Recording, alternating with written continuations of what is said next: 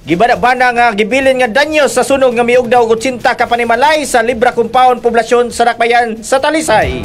Brigadang Alan Tangkawan, ibrigada mo! Report!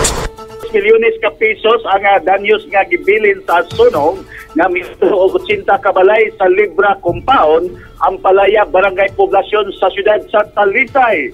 Nadawat sa kabumiruhan ang alarma sa sunog alas 8:10 kagabi ng buntag. Giisa sa first alarm alas 8:12. Alas 8:18 gisaka sa ikaduhang alarma. Alas 8:23 giisa na sa ikatulong alarma. Alas 9:12 nakontrol ang sunog ug alas 9:20 hingpit na nga napaw ang maong sunog. Matod ni FO Jerome Dolauta, fire investigator sa kabumiruhan sa Dakbayan sa Talisay, na ilang imbitahon si Elmer Labrador.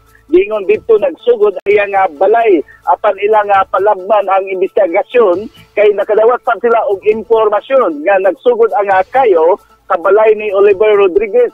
Dunay nag-ingon nga adunay mga bata nga nagduwa og kayo dool sa mga balay nga ginama lang sa kahoy o gidudahan nga ang kayo may hinungdan nga nasunog ang maong nga balay. Samtang si Talisay City Mayor Samsam Gulyas nakahatag na sa iyang mando ngadto sa City Social Welfare and Development Office sa pagsusi sa mga biktima sa sunog alang sa ginalian nga tabang nga nakaroon temporaryong gipahimutan diha sa sports complex nga pagpamilya. Adunay 10 temporaryo diha nga nagpabot sa uban nga mga tabang.